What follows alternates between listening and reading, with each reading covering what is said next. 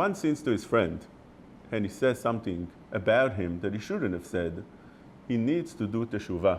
Says Rav Israel Meir Kagan, Chafetz Chaim, that the teshuvah consists of two aspects, ben adam lamakom uben adam lachavero. Ben adam lamakom, he does the regular teshuvah, which means he needs to have charata. He needs to regret of what he did. Secondly, he needs to regret, vidui. He does vidui on tefillah. And thirdly, he should accept upon himself not to do it again. That is ben adam lamakom. When we're dealing with ben adam lachavero, he needs to go to him and asks him for mechila, asks him forgiveness. And he adds the following words, ואפילו אם חברו אינו יודע עדיין כלל מזה, although his friend doesn't know anything that you spoke about him, still צריך לגלות לו מה שעשה נגדו. He needs to reveal to him and tell him, this is how and this is what I did that was wrong, and I'm asking for forgiveness. And on that, Rav Israel Salant asked the Chafetz Chaim that it doesn't work out.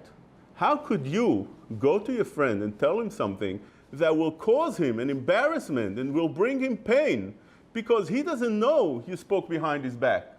When the Chafetz Chaim asked Rav Israel Salant to give him haskama on his famous sefer Chafetz Chaim, Rav Israel Salant said, I can't. It has this halacha over here that I don't agree.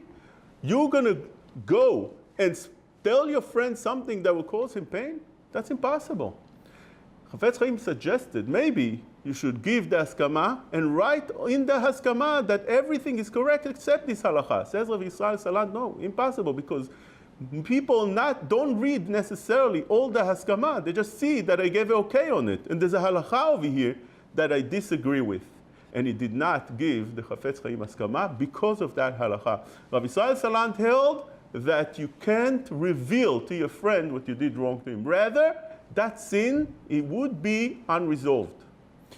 Says Rav Yitzchak Zilberstein that even the Chafetz Chaim would agree that if revealing to your friend the sin would cause him to be angry at you, will bring a kpeda, would feel bad towards you, he would bring a machloket, a fight between you and him, even the Chafetz Chaim agrees, you shouldn't tell him.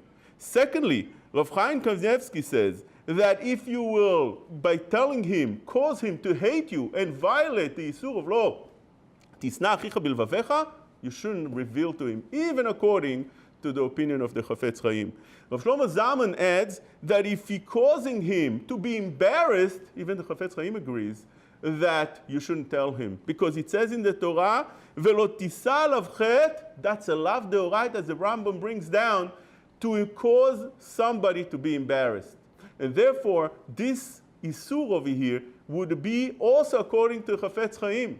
And one should not tell his friend about what he did. Says Chacham Ovadia, so therefore, what should you do? Since you have so many problems over here, resolving this chet, this sin that you did to your friend, says Chacham Ovadia, the solution is just tell him to forgive you if you did anything wrong. And when you do it general like this, you resolve that if he forgives you, it's somewhat forgiven. Rav Shlomo Zalman says that this doesn't completely help, because asking in such a fashion, although it gets you some kind of kapara, but not a complete kapara. But that's better than causing him an embarrassment, that's better than causing him pain, that's better than causing a fight between you and him, and so many different things. And with that, at least you get somewhat of a kapara. That teaches us how much one needs to be careful not to hurt his friend and not to come to such a scenario and situation that you'll have to bounce between this machloket of the Chafetz Chaim and Rav Israel Salant.